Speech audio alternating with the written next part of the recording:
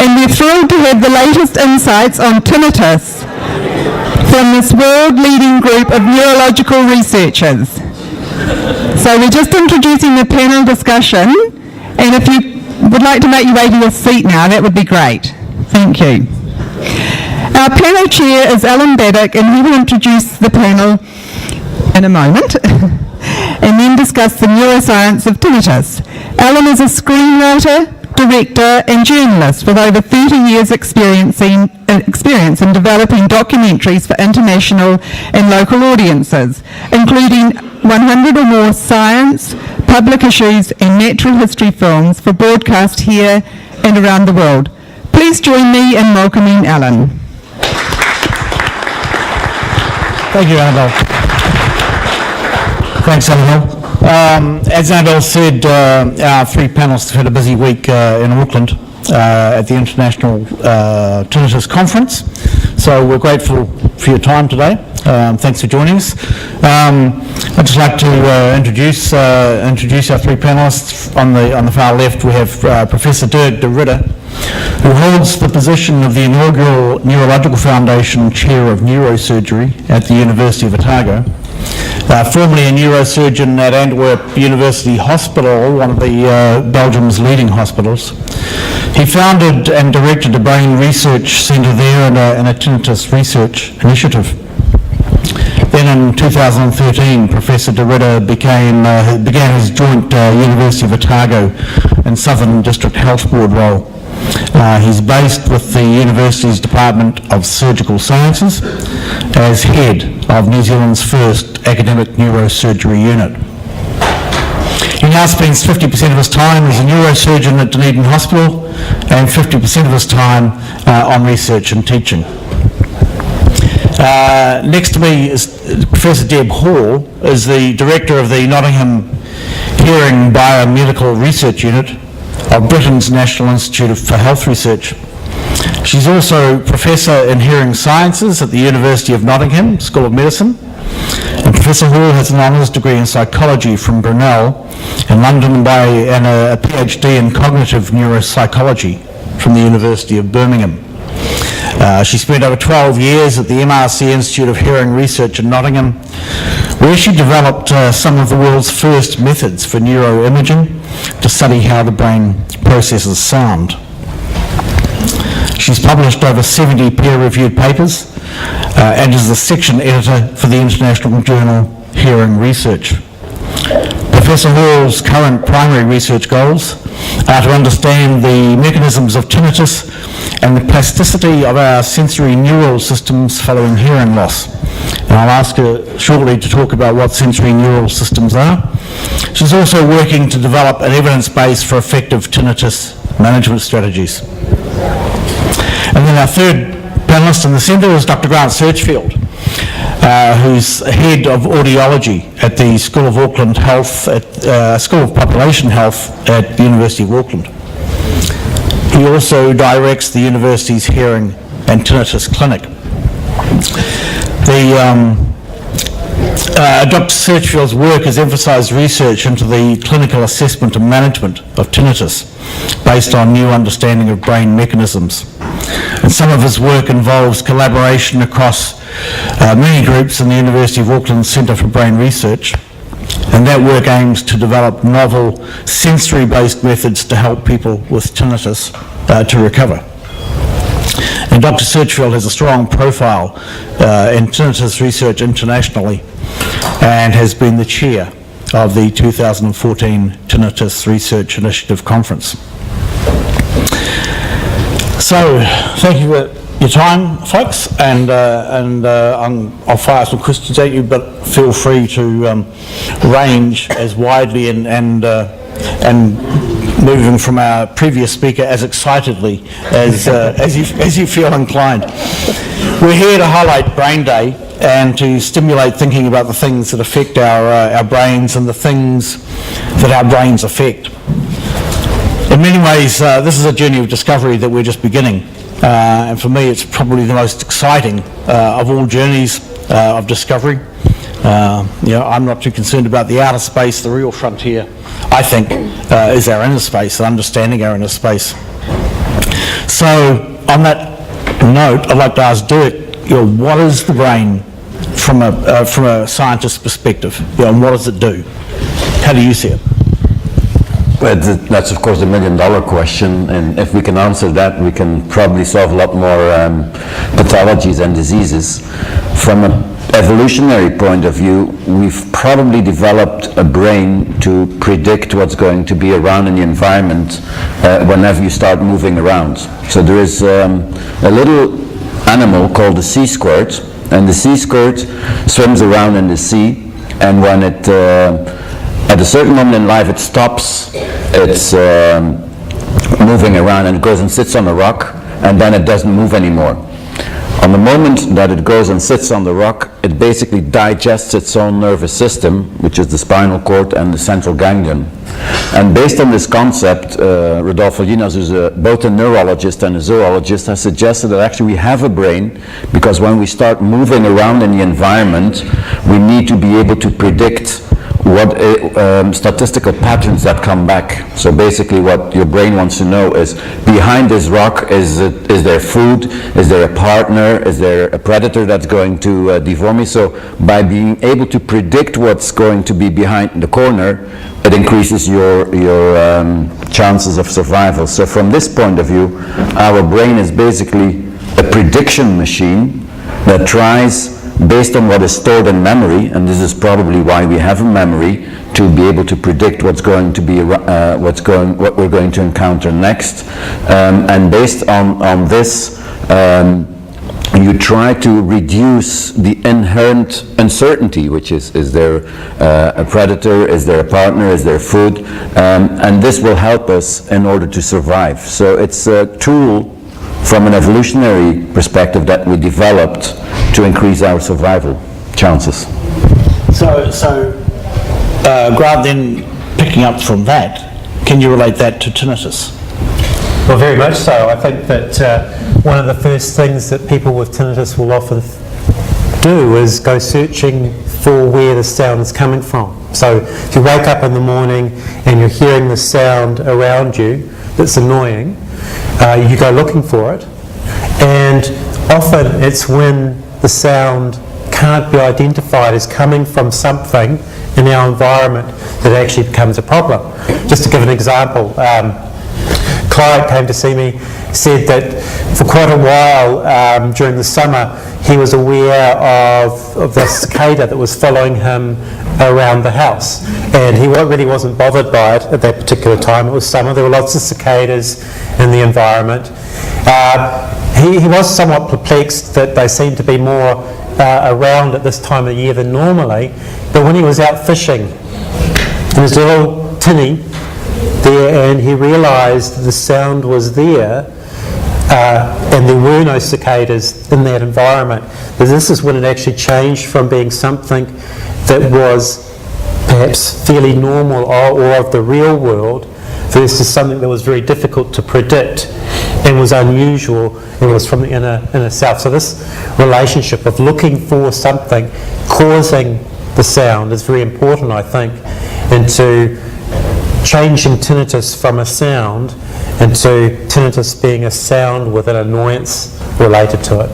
So what is tinnitus and what causes it? Yeah, well, tinnitus broadly speaking is sound somewhere in the head that's not caused by an external sound, but perhaps we can demonstrate what tinnitus is by asking the audience. I mean, how many people in the audience actually believe that they have tinnitus?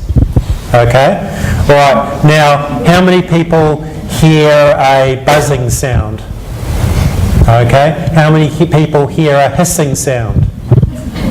Okay, how many people hear crickets? Cicadas? All right, tones? All right, now how many people hear it in more on one side of the head than another? Okay, and how many people feel it fills their head? Okay, how many people hear it as, honey, you need to do the dishes? Okay, right, well that last one's not tinnitus, but all the other ones, all right, all the other ones actually are. So that perhaps illustrates that there's a huge amount of variability in what we term as tinnitus. So it's a catch-all phrase for sounds that are heard that aren't actually created by an external object around us. Now, yes, I was just picking up on that because actually there are two types of tinnitus you identify, isn't there? Well, there are a number of ways to cut this problem up into different categories. For a long time, tinnitus was categorised as being objective tinnitus. That is a tinnitus that someone else could actually hear, which is much rarer, and subjective tinnitus, or true tinnitus, which is what most people experience, where another person can't actually hear it. So the objective tinnitus is often caused by sounds somewhere created by movement or blood flow within the head neck region, and that's the sort of thing that often a surgeon might be able to correct, but that's much rarer than what most people experience, which doesn't have an external sound source. Cool. Cool. So that brings us to you, Deb, in terms of your speciality is neuroimaging, that allows us to study how the brain processes sound. That's correct. And so, how does the brain process sound, and what role does that have in tinnitus? Okay. Well, a lot of my work has been looking at how the brain processes external sounds, and you may know that what sounds are physically in the environment are changes in pressure waves, so vibrations in the air that reach our ears, and our ears have very, very sensitive sense organs, little hairs that vibrate with the pressure reaching them from the external wave. If they vibrate slowly, then it indicates a low frequency, low pitched kind of sound. If they vibrate quickly, it indicates a high pitched sound. And so the ear converts these vibrations into electrical messages that go up to the ear. So go up to the brain. Now the fascinating thing and the challenge for us as hearing scientists is that the only information that the ear sends to the brain is the information about the frequency of the sound, so is it low or high pitched, and information about how loud the sound is. Is it a very soft sound or is it a very loud sound? And that's encoded in the number of electrical messages or electrical impulses that get transmitted to the brain. So the challenge for the auditory brain is to work out from this information everything about the external world around us so that we can interact with the world in the way that Dirk said. So we need to be able to work out where or what a sound is. If I'm talking to you, I need to kind of separate out your sound, your voice voice from the background noise. I want to work out where you're sitting. Are you here or are you over there? I want to work out what it is about you. Are you a man or a woman? And what do I know about you? Can I recognise you? What is it that you're saying? And all of that information is the role of the brain. So the brain has to interpret from the messages that it gets to the ears exactly what is in the external world around us.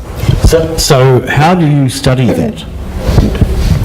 There are a couple of main techniques in how we study it. The first branch of science is the concern of psychologists, or perceptual psychologists, who are interested in understanding how we can manipulate very abstract information about sound and look at how it affects performance. And from those measures of performance, we can work out or infer how the brain processes sound. So we can manipulate the information in the signals coming from the ears in terms of, say, the timing of the information from the two ears, the frequency of the information, and that tells us how the brain deals with these cues. Another way, which is the way that I conduct a lot of my research, is with brain imaging.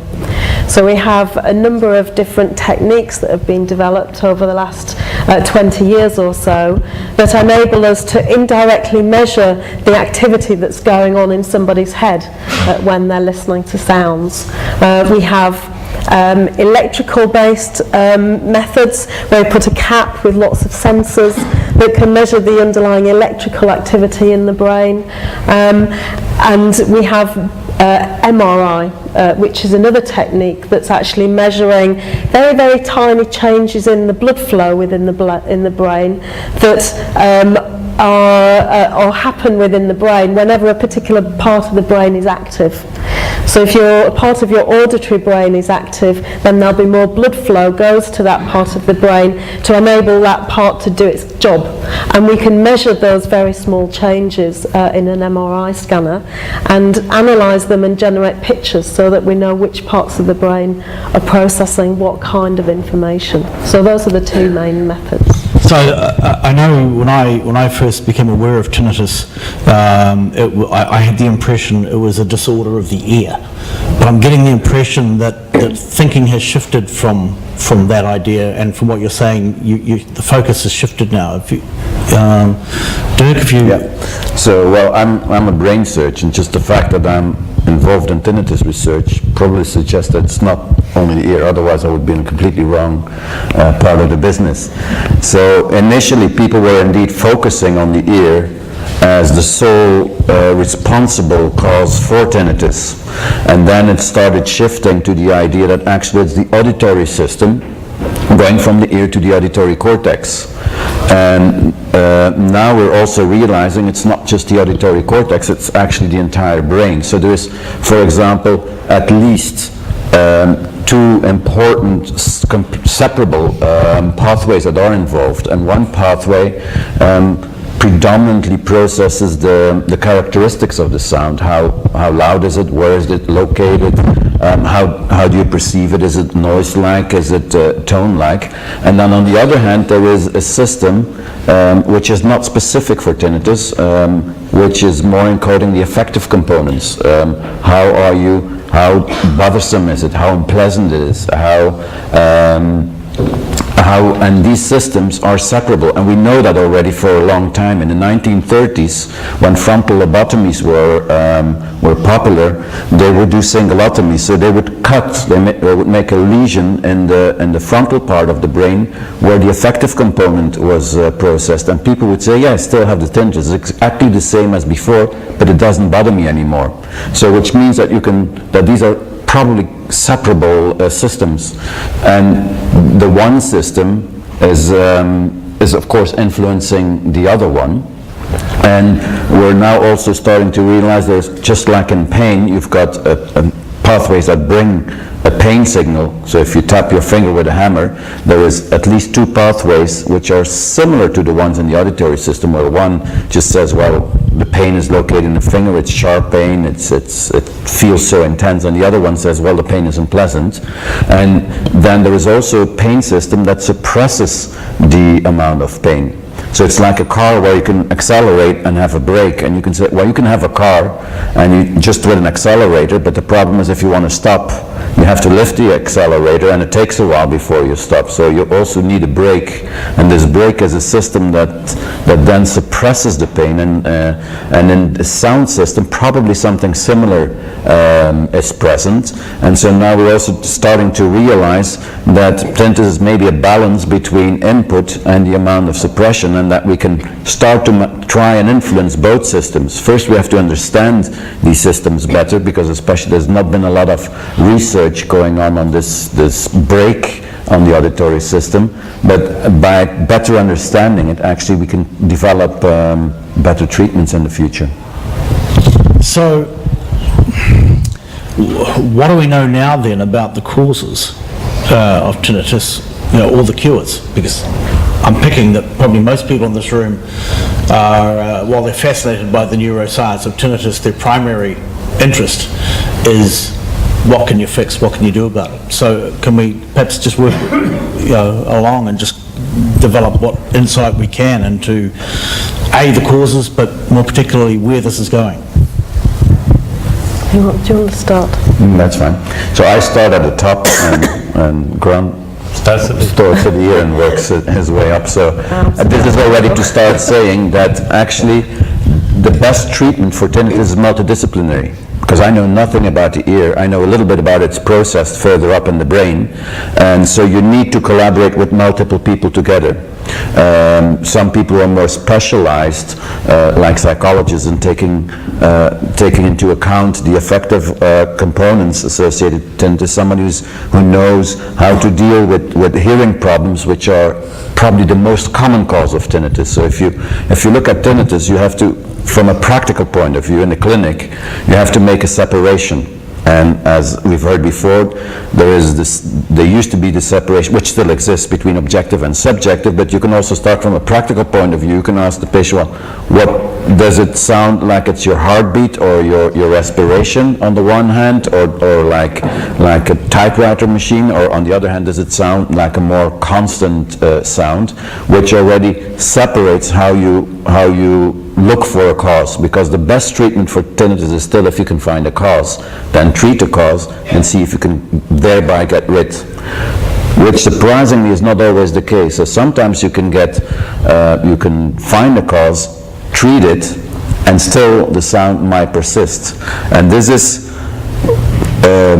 is then caused by some brain mechanism, not in the ear. So if you have hearing loss, the hearing aid will not work all the time, and this is of course where it's important to then see if you can find a reason why.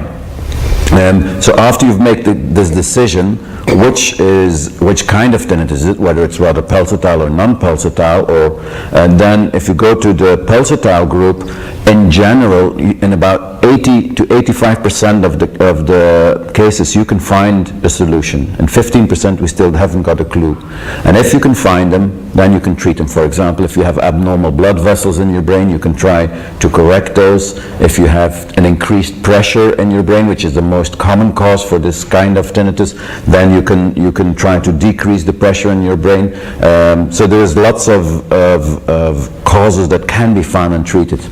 On the other hand, if it's non-pulsatile, then most of the time it's related to hearing loss, and then of course for me, I will first refer those patients to somebody like Grant, who's an audiologist, and can better take care of that than myself. But from a brain point of view, you want to know, is it associated with another symptom?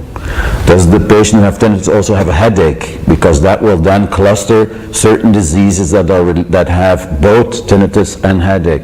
Does the patient have associated vertigo? Is the patient's head spinning? That then clusters, and there is a couple of diseases that have those in common. And so depending on the associated symptom, you can try to figure out a cause which can sometimes, but not always, be treated. If you can treat the cause, of course that's better. If you cannot, then you have to go to a more symptomatic approach. So the audiologist will of course help with every kind of sound treatment, and I'm sure Grant will be able to talk about that better. If that doesn't work, then you can say, well, maybe the psychologist should help, if it's very bothersome, in trying to help the affective component with it. And if that doesn't help enough, you can sometimes use medication, predominantly if the tinnitus is very bothersome. For example, if it's present or dominantly present for 80% of the time in the day, then when patients can't concentrate anymore, can't function very well, then sometimes medication can help, predominantly in reducing the amount of time that people are focusing on it. However, and I'm sure Deb will talk about that, we don't have a lot of evidence for it. Which causes some kind of problem. But we have to consider that even though there is no evidence that it will work, that should not defer you from trying a treatment, because there cannot be evidence for a couple of reasons. First, it hasn't been studied, and then of course you don't know, or it hasn't been studied in a proper way, and this is where Deb's work is very important, because she helps clinical researchers like Ron and myself in designing better ways of studying it, so that we can ensure that what we're measuring is actually correct. And so then you can say, well, the medication doesn't work, what other options do we have? And the other options might then be neuromodulation, which means you try to change activity in the brain which we know from imaging research, such as the one that Deb is doing, that where we can try and modulate brain activity with external stimulation, magnetic or electrical stimulation, with neurofeedback, which tries to normalize the brain activity.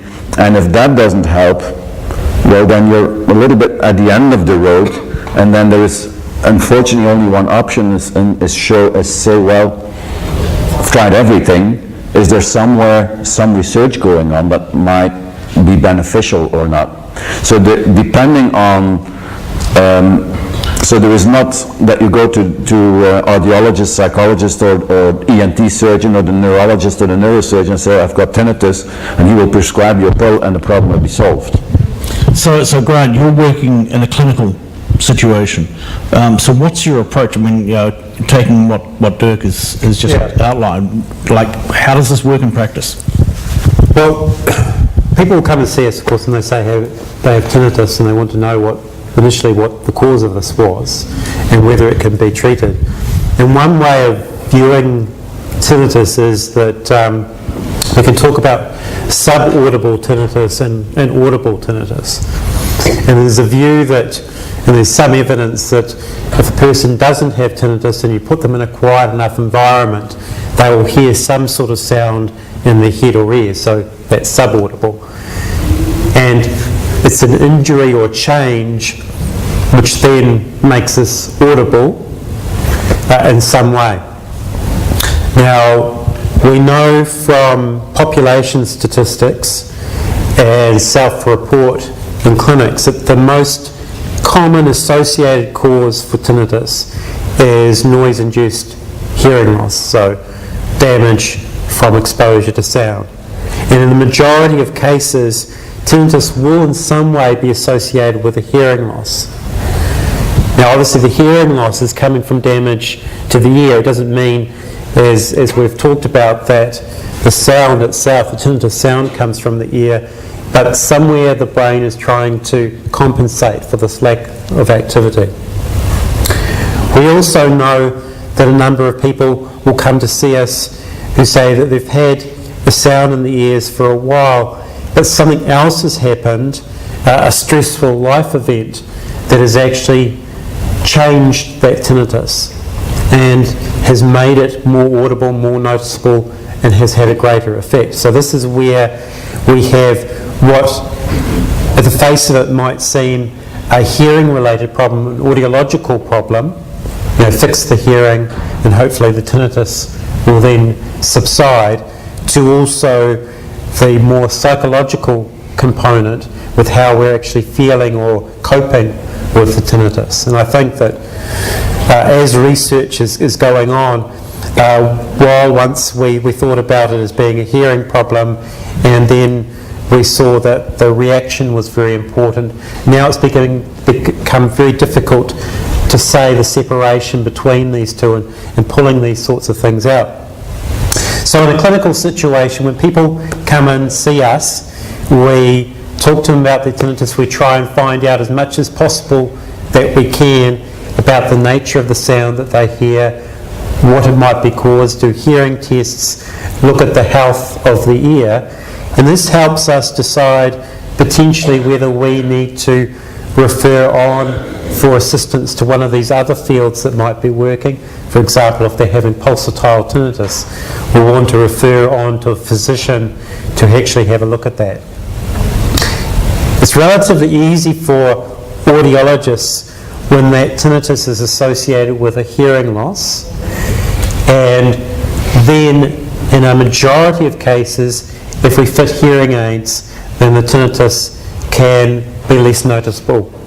Right? And this can be effective in the majority. So that's the number one tool in our toolkit, is hearing aids. If they have a certain amount of hearing loss, or the tinnitus is of a particular nature, then we will potentially introduce other sounds into the environment. And at a basic level, we often talk about sound therapy, and this is very much a catch-all phrase, or the way I use it is anyway, which incorporates the use of sound for any particular manner to try and reduce tinnitus. And it can be as simple as avoiding a quiet room, even though ultimately what people desire is silence and to get away from tinnitus.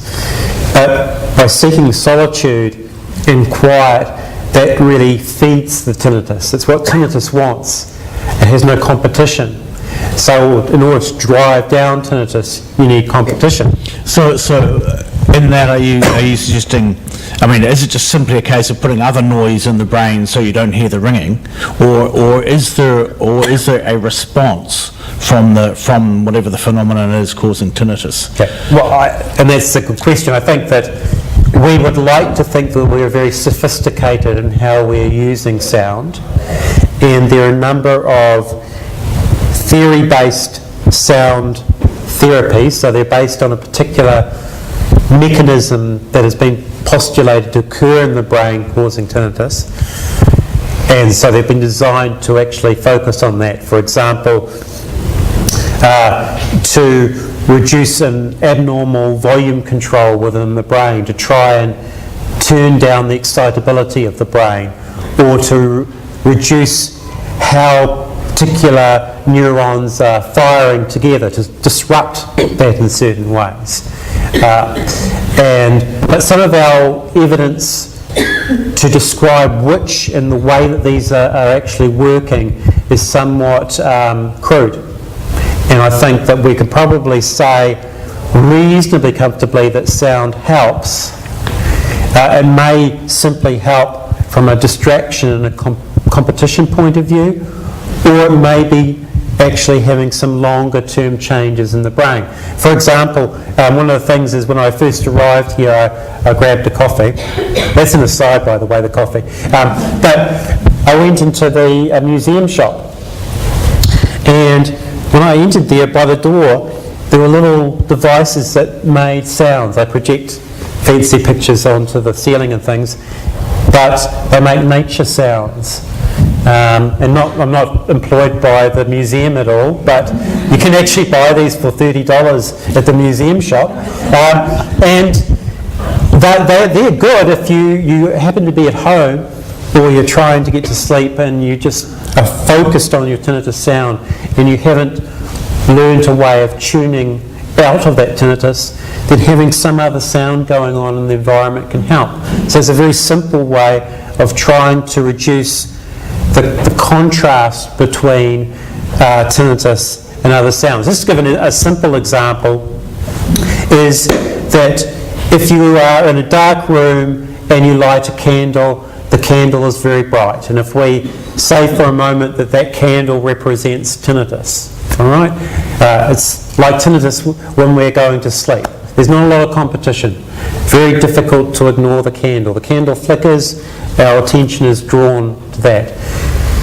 But if it's the middle of the day and we have the curtains drawn back, we're busy doing the other things, the candle can be there. The candle is bright as what it was before, but we don't notice it so much. So this is a contrast effect. And in very simple terms, this may be the most basic way in which sound is actually helping us.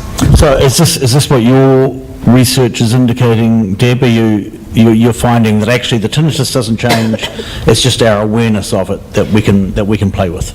So this is one of the questions that our research is currently focused on. I have to say at the moment we still don't understand the simple answer to that question, Alan. We know that a lot of people find hearing aids and other sound therapies beneficial. Some people might find them less beneficial, and some of the work that we are currently conducting is to try and ask the question about who finds the sound therapies beneficial, and also to try and understand whether the sorts of things that might be going on in tinnitus that can be alleviated or benefited by sound therapies might be around the brain changing the way that it deals with sound information through having these therapies, or whether it's something that's a bit more of a kind of secondary benefit of a hearing aid. For example, being able to hear better and hear the auditory world around you just might simply mean that you're focusing much less on your tinnitus, you're much less aware of it. Obviously our hope is that these therapies are actually changing the way that the brain processes sound, so that they might be actually changing and reducing the initial cause of the tinnitus, rather than just reducing our awareness of the symptoms. But this is still a question. It'll keep me in a job for the next 20 years, I think, to try and find the answer. This leads me on, because the thing I was going to ask, which I suspect I know the answer to, and I suspect you've also indicated, but like, how close are we to a cure? How close are we to finding an understanding of tinnitus that enables us to actually, cure the cause and take it away, rather than just hiding it behind other sound?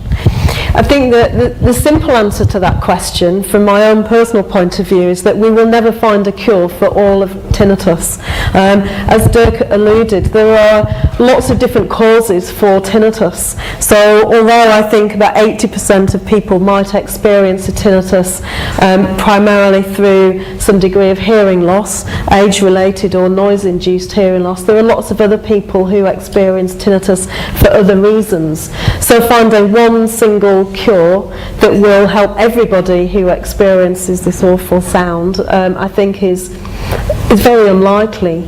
But what we hope that over the next few years is that we'll understand more about different causes of tinnitus, and how those different causes actually change the way that the brain kind of deals with information and generates that phantom sound, that sound that we hear.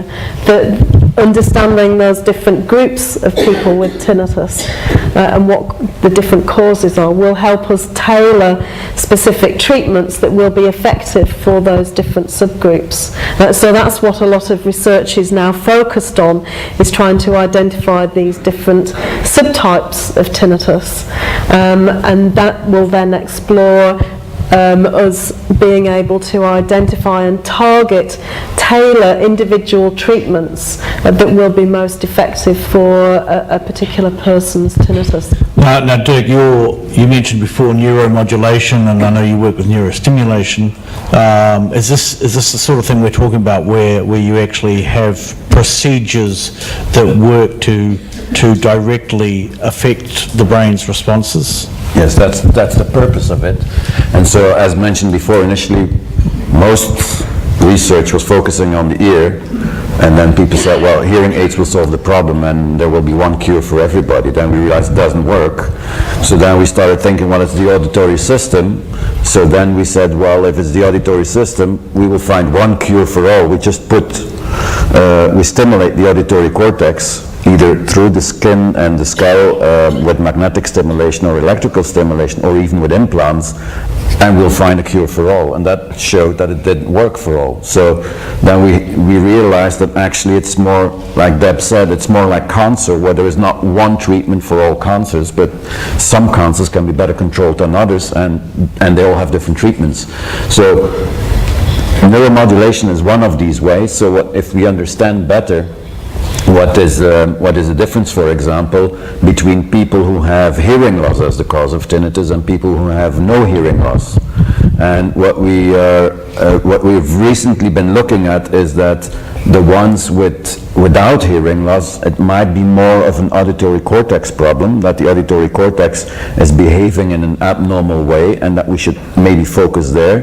Whereas in the people where it's related to a hearing loss, it might be more in an area that is actually more related to memory. So as I started off by saying, a brain predicts what's going to arrive from the environment. Now, if your brain has constantly had input from all frequencies or all, then when you lose one, for example, when you become older, you tend to lose the high frequencies. Your brain says, yeah, but normally these high frequencies should arrive as well.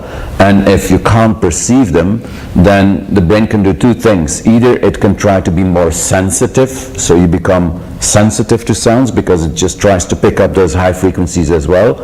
And if it really can't get it because there is no input, the hair cells are completely gone, then it has to resort to what it can, which is probably memory. So, well, I've got something stored from before, and then it fills it in with a sound. But that sound then hypothetically comes from memory, so in those patients you might have to actually try and modulate this memory pathway rather than the auditory cortex. So a neuromodulation tries then to be more selective. So you can, in treating either,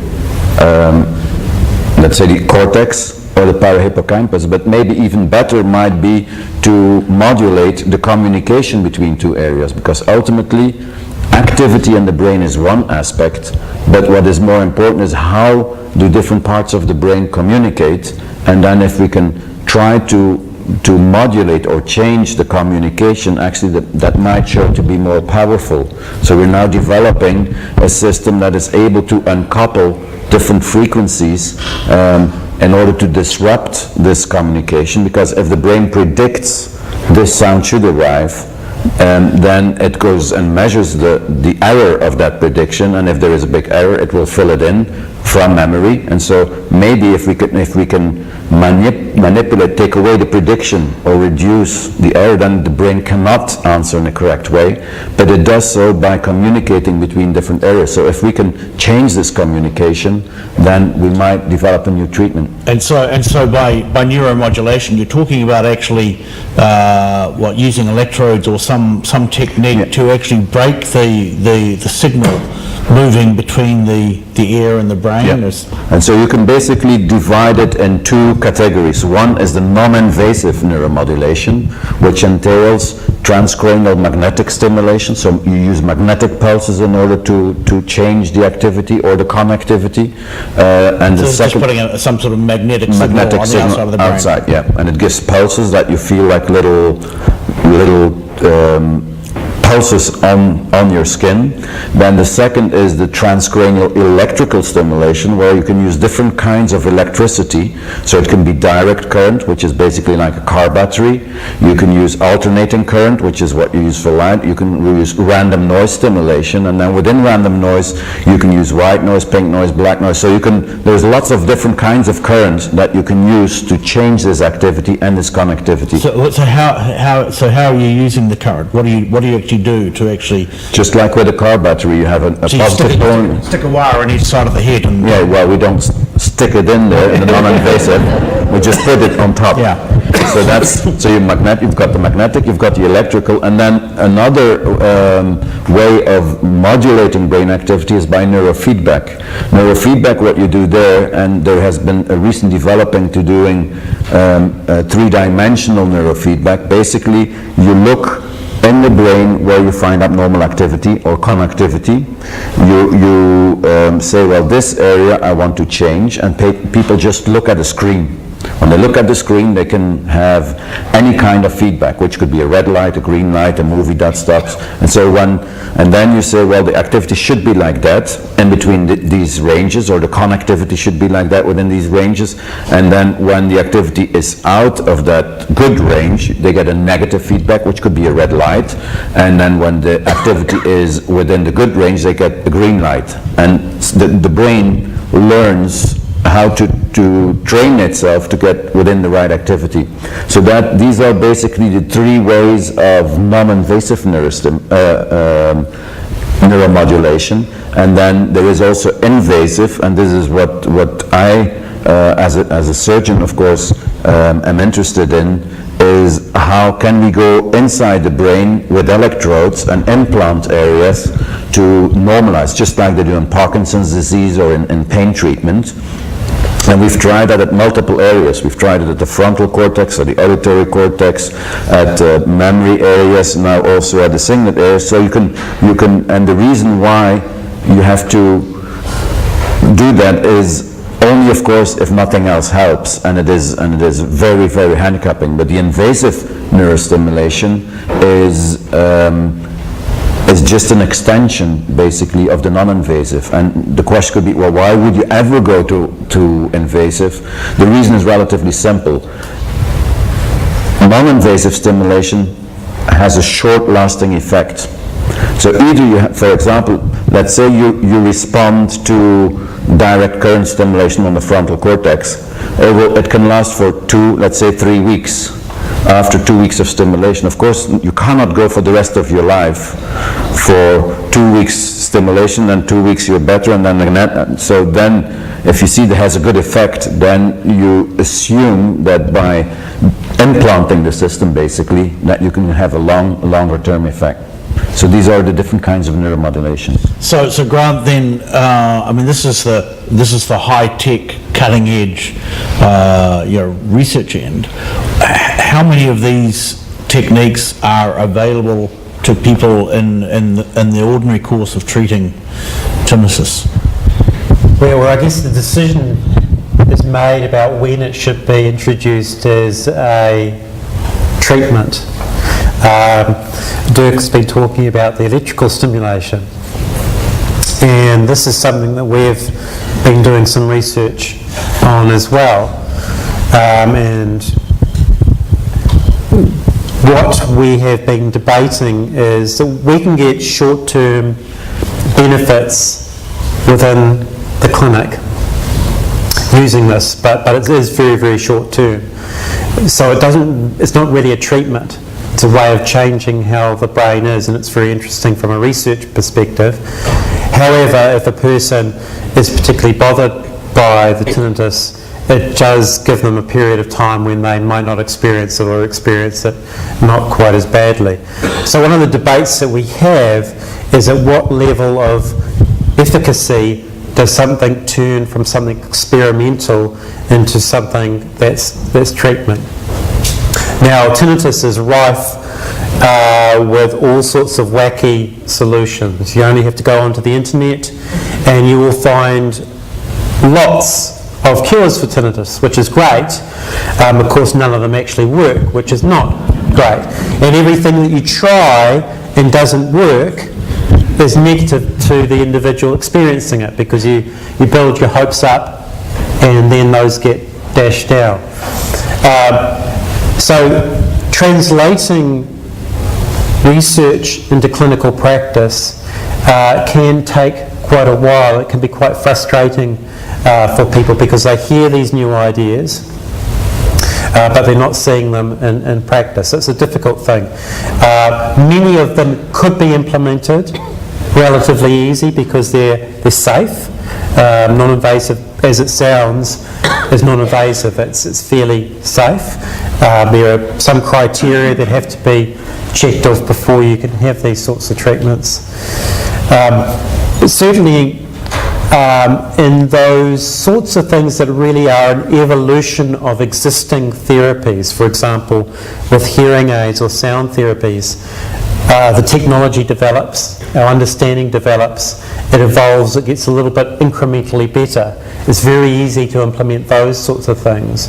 But where there is a big change and the evidence is not good yet for a long-term change, it takes a while to introduce, and this is something that Deb's group in the UK has been exploring with a number of different therapies, and probably in particular in relationship to the national health within the UK, as to when it becomes a viable treatment and when it is a cost-effective therapy to actually introduce.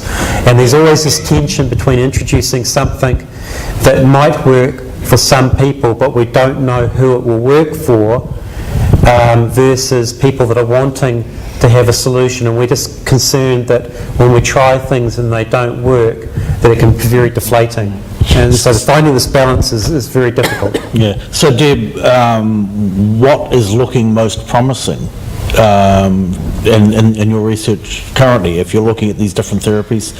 So the whole process of evaluating whether therapies are kind of really effective for a large number of people with tinnitus is actually very time consuming.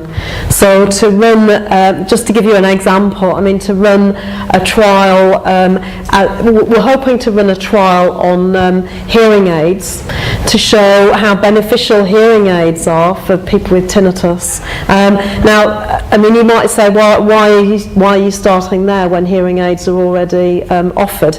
Well, they are already offered routinely in clinical practice, that's true, but audiologists don't know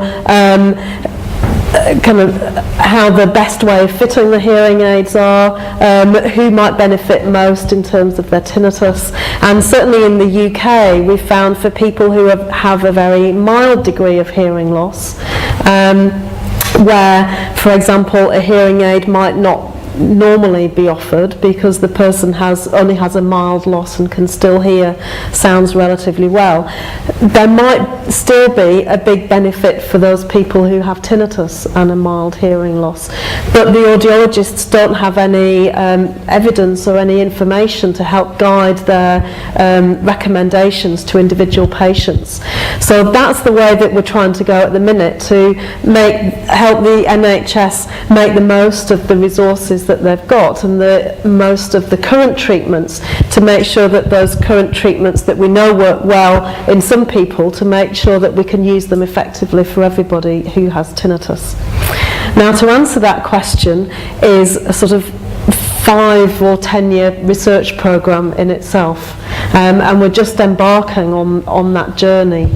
So you're saying it's a 5 or 10 year program from here just to establish the effectiveness of hearing aids?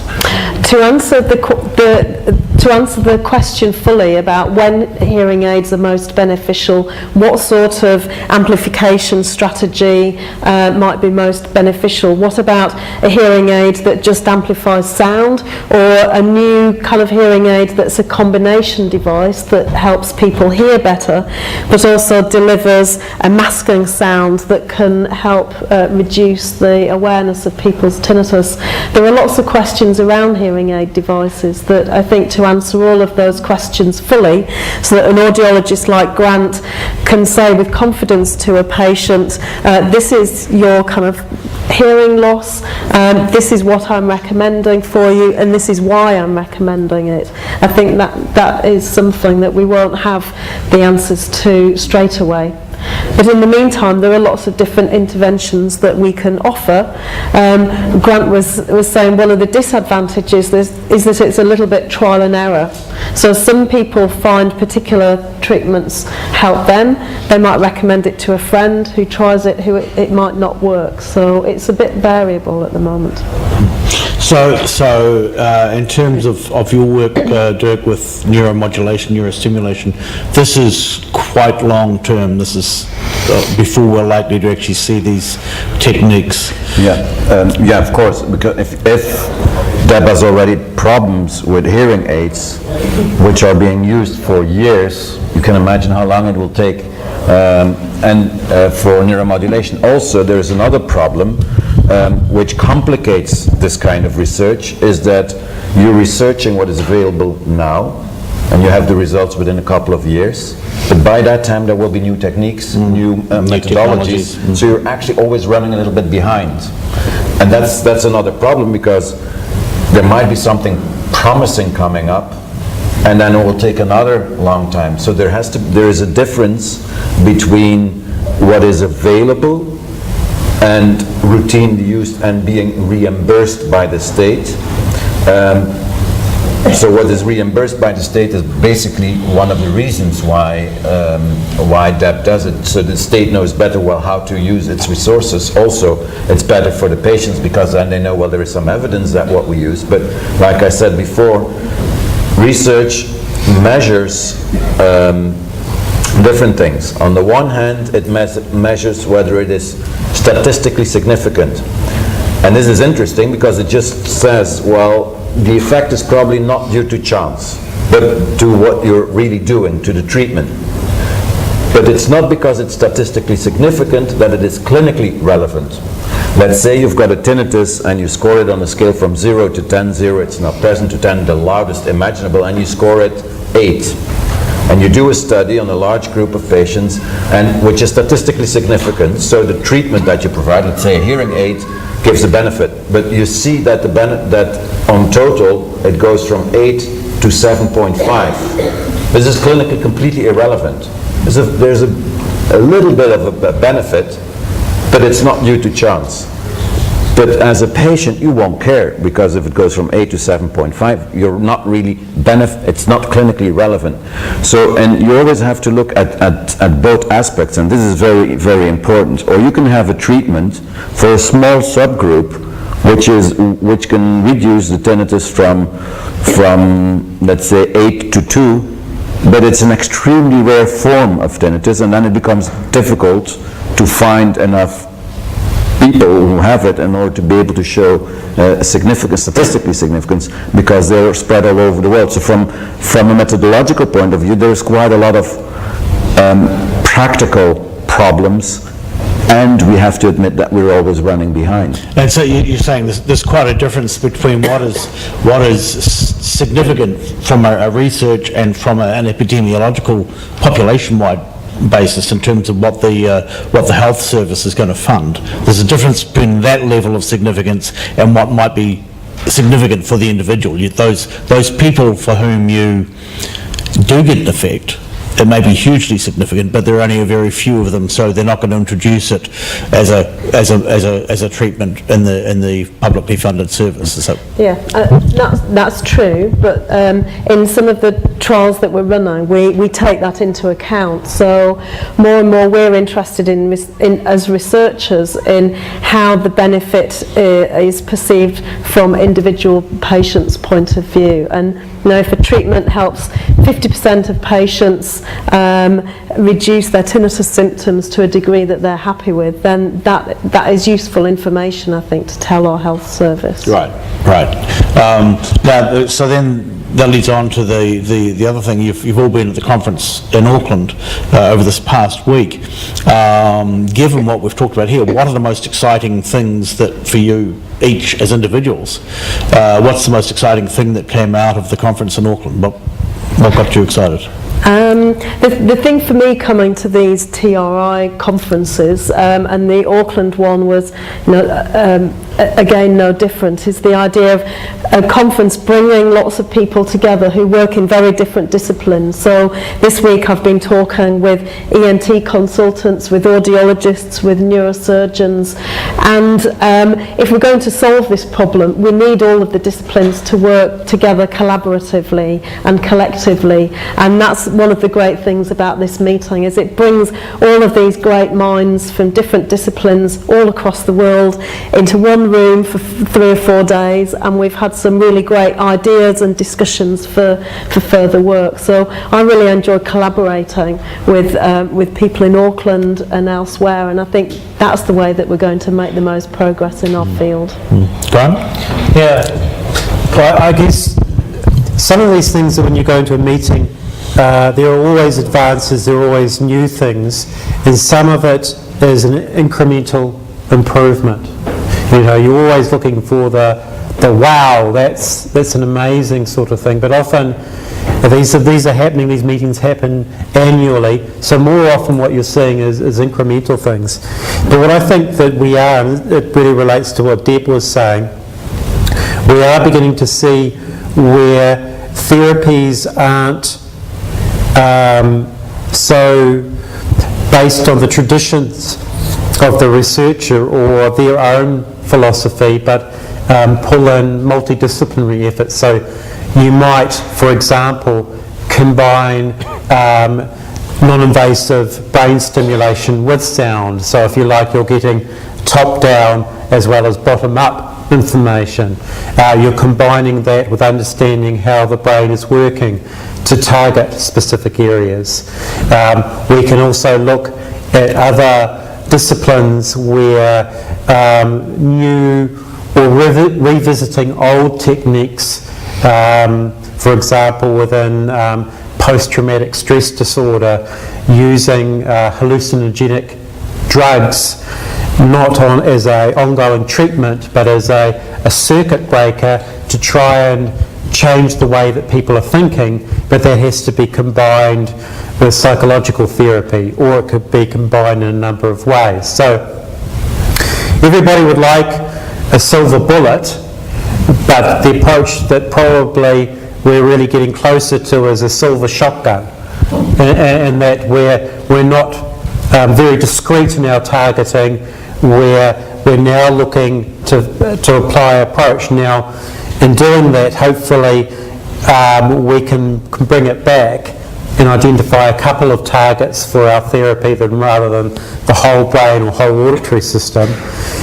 But we're moving away from the miracle cure to understanding that there will not likely be any one miracle cure for everyone, but we have a number of very promising avenues, and it's about identifying how to pull these together and apply it for a given individual, and treating everybody that we see in front of us as a person that have their own circumstances, they have their own environment that they find themselves Yes, in. you're talking about individualised, customised solutions depending on the individual. Dirk, what was the most exciting idea for you from the conference? Well, we had actually Cliff Abraham was there, who's a basic scientist who gave a brilliant talk. And what was very interesting, so basically what he was explaining to us clinicians was how at the basic science level you can have changes that change the way the brain responds. So you do an intervention, this changes the brain, and then you modulate the brain, and so basically it's preparing the brain to be ready for the intervention, which is a little bit what Grant alluded to earlier on, like you give a hallucinogenic drug and then which prepares the brain for the psychotherapy, and then just the fact that you discuss together with basic scientists already gives you opportunity to discuss with them to understand why this could theoretically or practically work. Because otherwise, if somebody comes to you and says, well, we'll give this person ecstasy and that will cure his tinnitus, you're like, sounds strange. And the fact that you combine or have discussions with basic scientists that might say, well, definitely it won't work if you just give it, but if you prepare the brain for the intervention, whether it is neuromodulation, or whether it is psychotherapy, or whether it is auditory therapy, then you say, okay, but then we have to design the study in such a way that it maximizes the chances that something will come out. So the interactive discussions, what Deborah alluded, taking it even further to basic scientists, allows you not to dismiss ideas as crazy on beforehand, but find a way of accepting this. And TRI was actually initially founded to explore even non-conventional treatments for tinnitus. And the idea of the founder was that traditional medicine goes way too slowly. So we have to be more open-minded. And this is why at these conferences there is always some, what we call weirdos, but maybe their ideas might be practically applicable, and we just have to understand why or why not, because it's very difficult. A genius in the right environment can blossom, but if he's in the wrong environment, he's considered just a wacko.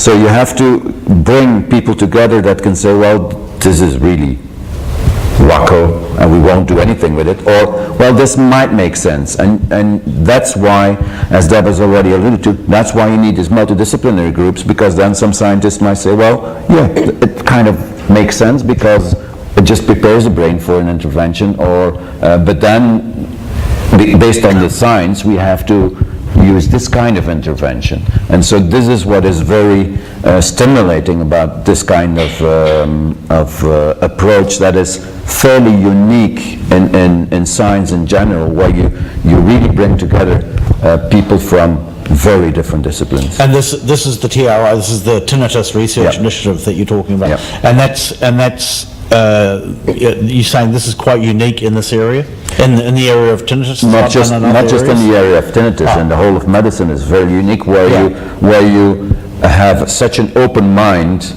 that as classical researchers, you are confronted with people where actually you don't know whether they're completely crazy or whether they have a brilliant idea, and it's this confrontation which I think is very, very stimulating. But you also have to accept that some are just crazy. So how long has this been running, and so what's the prognosis? Well, it has been running for 8 years, so we've had eight, and it always has a different theme. Like, for example, I organized it 2 years ago in Belgium, and then the theme was to confront artists, to bring in artists, to see whether art could, because they think about things in a different way. And so we had discussions between artists and basic scientists and clinicians to see whether, because they often look at the world from a different angle, whether that could be beneficial. We've had a meeting where there was predominantly a focus on the comparison of pain and tinnitus, so that we could benefit from what is known in pain, because phantom pain and phantom sound, the subcomponents, are mechanistically fairly similar. So where we would try to use whatever is known in phantom pain, because there's a lot more research in phantom pain and phantom sound, whether we could benefit. So it's always based on a different theme, and we hope that this very open-minded approach will lead to different solution in a shorter time frame. And so for the three of you, what have you got out of the TRI in the 8 years it's been running? How has it changed what you do? Well, I think that one of the things is that in order to advance science, you know what you know as an individual, and through connections and networking, which Dirk was talking about, it can alter your perspective, or it can correct your view, or you can disagree with an individual, but it gives you arguments to try and create and provide evidence for.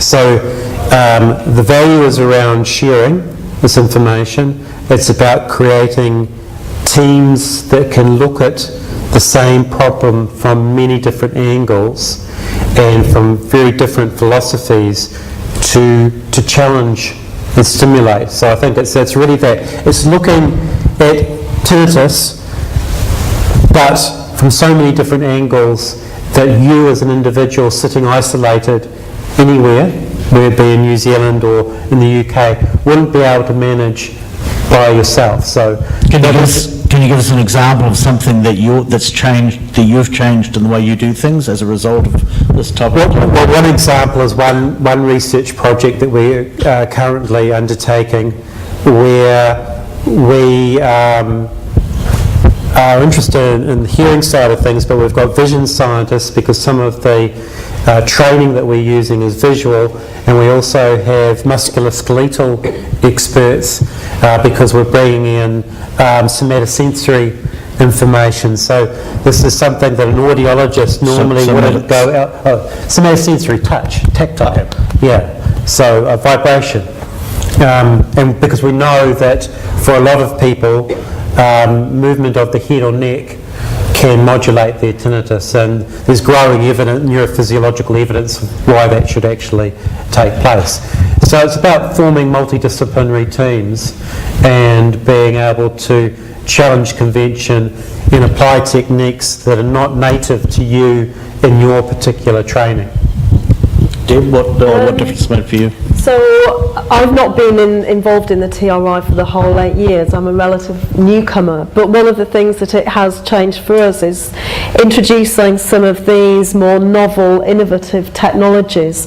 And through the TRI we've met some people who are working on these technologies, and use our research expertise to set up trials to actually evaluate the benefit that these treatments can give. So one example of a study that we're just about finishing off, unfortunately not in time to present at this year's meeting, was a neuromodulation technique that has been developed in Germany using sounds as the brain stimulators rather than electrical or magnetic energy. And this is a device that has now been built into something that is commercially available and has reached the UK market. So we've been working with the German team who developed the device to see in a research study how beneficial it is, and to start measuring what's actually going on in people's brains when they're using this new kind of treatment.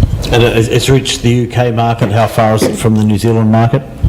Well, it's a small commercial clinic that offers hearing therapy and specialist tinnitus services based in London. And since they established a couple of years ago, they've expanded quite a lot across the UK market.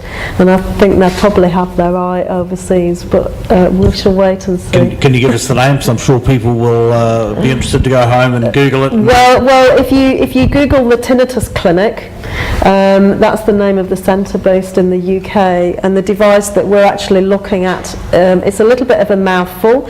It's called acoustic coordinated reset neuromodulation. Good. But what I'm picking from all this discussion, there seems to be a common thread through all of this, that we're really talking about brain training. We're not really talking about getting rid of sounds. We seem to mostly be talking about brain training. Is that really what tinnitus comes down to? I think it's a combination of improving the input via the auditory system and changing what is sometimes called the maladaptive way of the brain responding to this lack of input. So it's coming from both sides at the same time. And this is relatively new because, for example, when I started being a surgeon, well, I only treated the brain. And then by going to these conferences, I thought, well, maybe I should be open and start using hearing aids and masks and coordinated reset and phase out treatment, which didn't work. We tried it and it didn't work. So other neuromonics, other kinds of sound treatments. And then by going and talking to ENTs, I said, yeah, but we tried this medication. It sometimes works. So even strange medications. And so we incorporated that. So whereas in the beginning, if you only have a hammer, everything looks like a nail. So if you happen to have a magnetic stimulator, well, everybody gets a magnetic stimulation. So the fact that you go to these conferences allows you to have a broad toolkit, even though you have to realize that every single treatment might only have a success rate of, let's say, as low as 20%. Some don't work, so that's easy. Some work in 20% of the patients.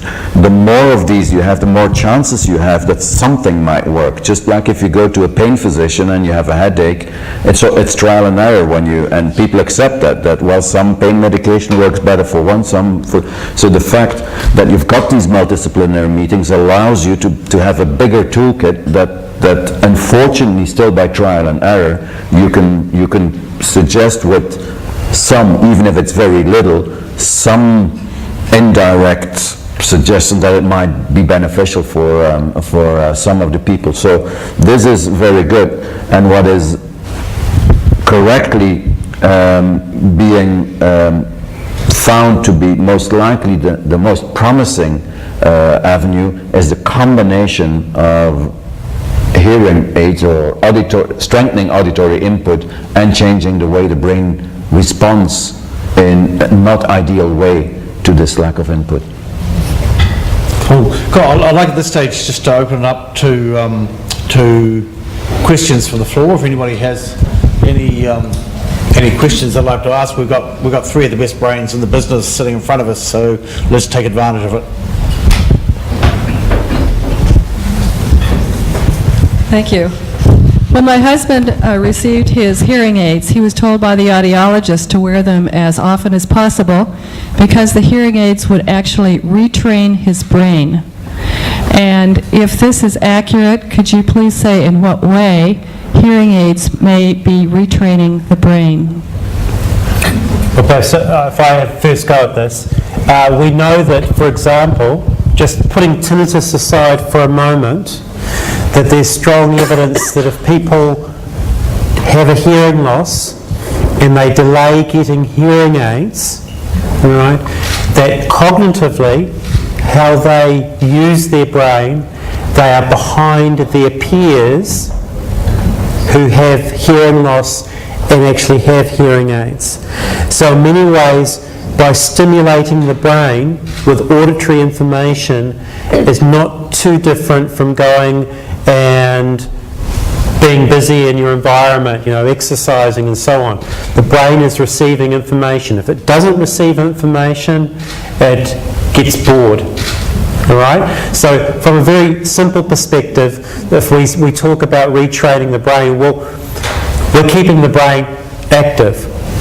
If we bring in the tinnitus perspective, then what the theory there is that if you have sound competing with the tinnitus, over time the brain will spend less time focusing on the tinnitus and will broaden its perspective to incorporate other sounds.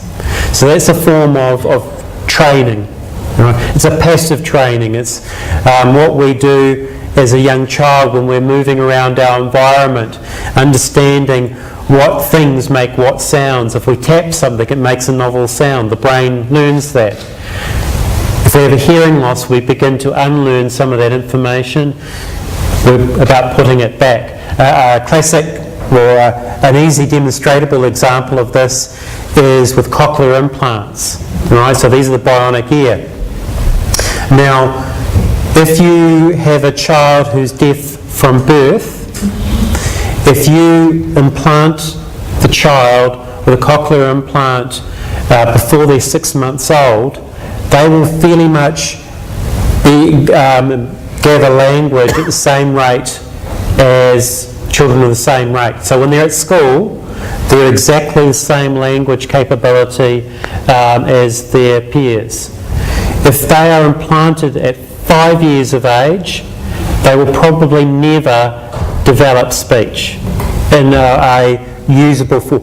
They will always be reliant on sign language, okay? Because although we talk about the brain being able to adapt and be trained, there's a certain period at the moment that's critical for developing that information. So that's another example of training just by being exposed to sound. Yeah. Stand up because I've been sitting down for 20 minutes. I have tinnitus and hyperacusis as a result of a traffic accident. The tinnitus I'm managing by a cute little sound device in my ear. The hyperacusis is severely restricting the number of noise environments I can go into.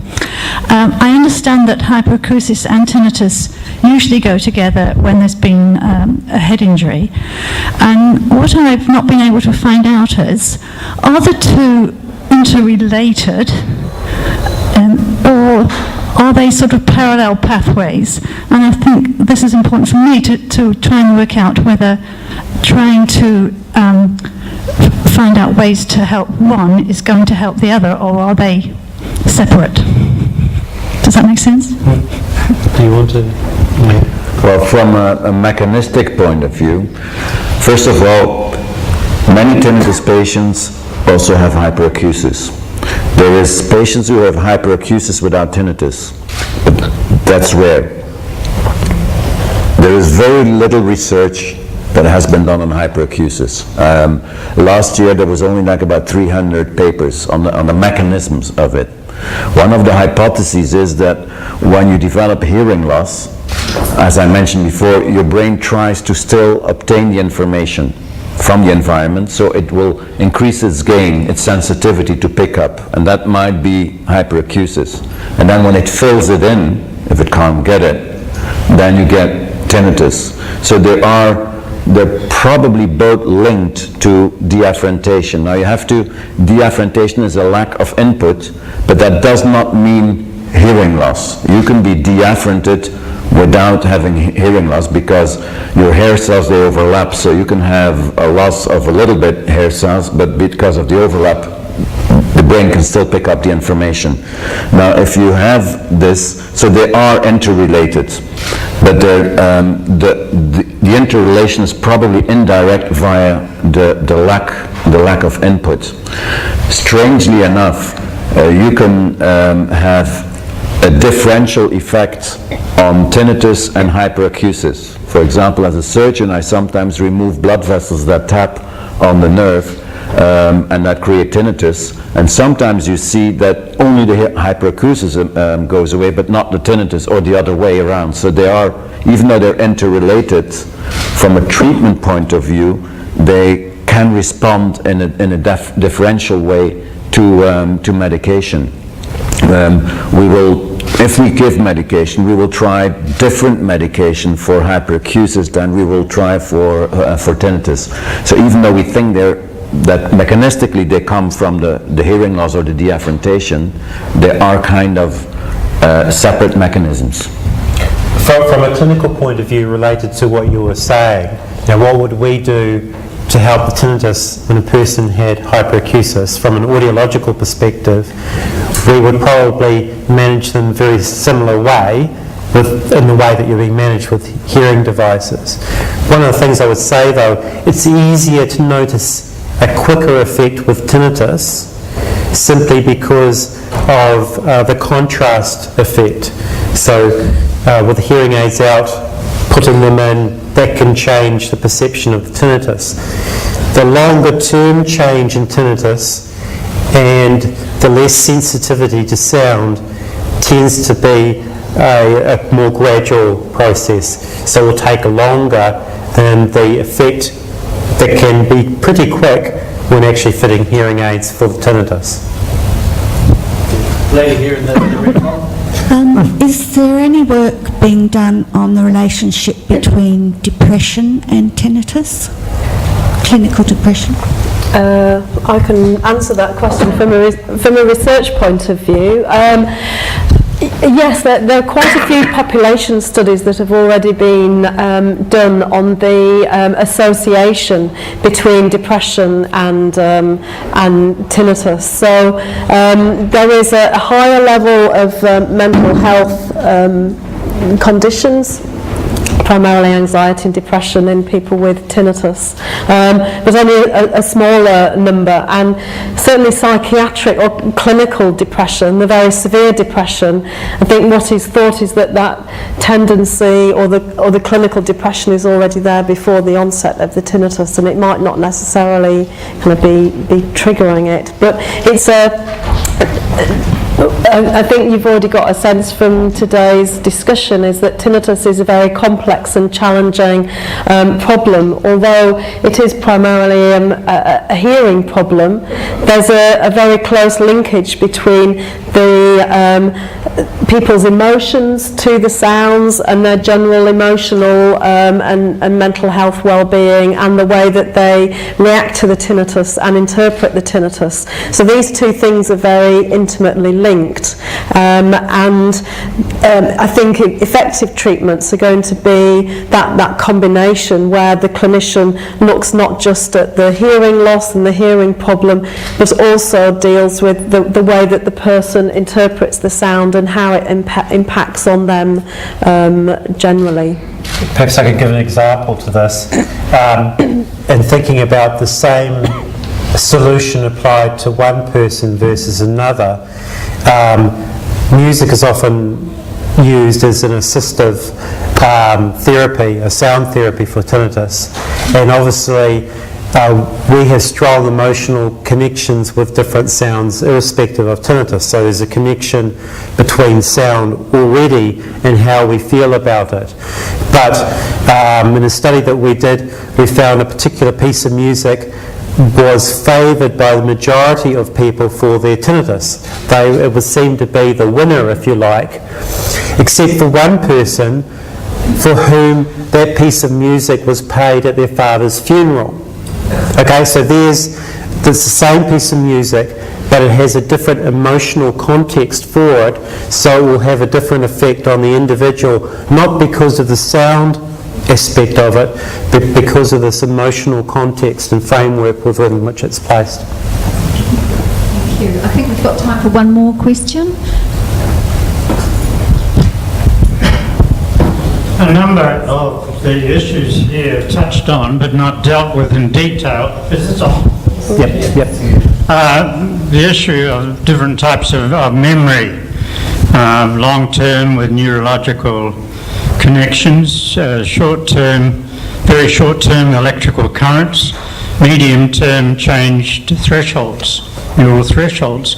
Now, the treatment of tinnitus seem to be largely related to the shorter-term versions of this, but are not making it through to the long-term neural connections in the brain, which presumably are significant in establishing whether or not tinnitus becomes a big feature.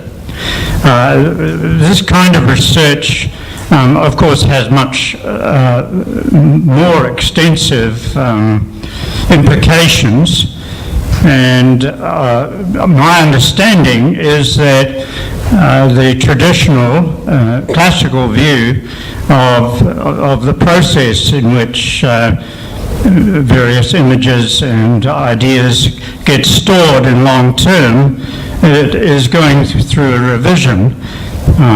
Could one or other of the panel members elaborate on what the current status of memory research in this regard is? Well, we've been very interested in this link between auditory memory filling in the missing information.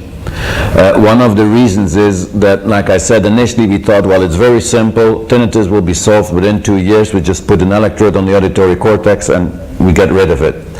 And then we saw it was not like that. So what we did is we looked at a couple of patients who were implanted, who benefited from it, versus those who did not benefit from it. And what we saw is actually that the posterior parahippocampal area, which is the entry and exit of auditory memory, was the difference between the responders and the non-responders, which we could not explain because the problem was that the electrode is on the auditory cortex, but whether or not you were going to respond depended on your parahippocampal activity.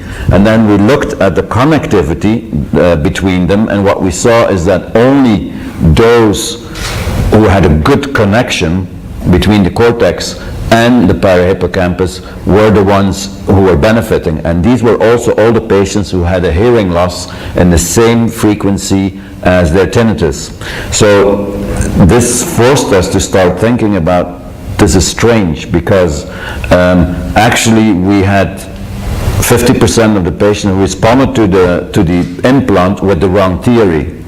But we were lucky that there were, in some of those patients, there were these connections. So it's so you can imagine that in the future, whether or not you're going to be helped or not by a treatment will depend on a couple of things. First of all, on what is the connection between the area that we want to modulate in memory, auditory memory. It's predominantly the posterior parahippocampal area, and how do we get there in the best way? That you might need imaging that not just looks at the area itself, but also what is the best connection that we can use.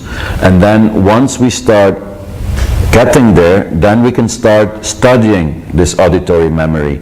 And so what we just presented in Auckland was very preliminary data showing that, for example, in tinnitus patients, the communication, how is the communication between this parahippocampal memory area and the cortex? Does it go from the cortex to the parahippocampus? And it seems like that. So it seems that if you have hearing loss, basically your auditory cortex just goes signals to the parahippocampus saying something is not arriving. And then the more that is not arriving, the more the parahippocampus might be sending back to the auditory cortex. But what it sends back is what is last stored, which might be actually the tinnitus sound. And so in order to study that, you look at how some waves carry the information, just like in a radio system, to the auditory cortex. So this interaction, this communication is indeed very important, and we see that more and more research will be conducted to that. So it's a very good point you make, and this is also what at least our group is looking at, and other groups are starting to look at as well. Thank you. Can I just add a quick additional point as well? What we know about sensory memory is that it's quite distributed. So if you imagine hearing a sound, then it's been shown that memory of the sound also engages your auditory brain, the same areas that would actually process listening to the sound if that sound was really present. So some of the neuromodulation treatments, and particularly the acoustic neuromodulation treatment that we've been working with, does aim to bring about some long-term permanent changes in tinnitus by stimulating the auditory parts of the brain. You're not just stimulating those regions that deal with input of external sound, but you're also changing the way that the memory of sound is encoded. So that's one of the mechanisms by which some of the more acoustic kind of treatments are suggested to be beneficial. Well, thank you very much, team. That's fascinating discussion, and I mean, it's clear there's a lot more work to do, but it's interesting to hear that whole development in the area of brain, neuroscience, and where it's going. Certainly changed my view on a number of things. But so I'll just ask everybody to show their appreciation for a great discussion. Thank you very much. On behalf of all of us here, thank you so much, and a small presentation for you from us all with many thanks. Grant. Thank you. And Deb. Thank you. And Alan. Wonderful, thank you. Now we have a short break. The Museum Cafe is open, and please join us again at 1:30 for the next discussion. Thank you. Thank you. Chair.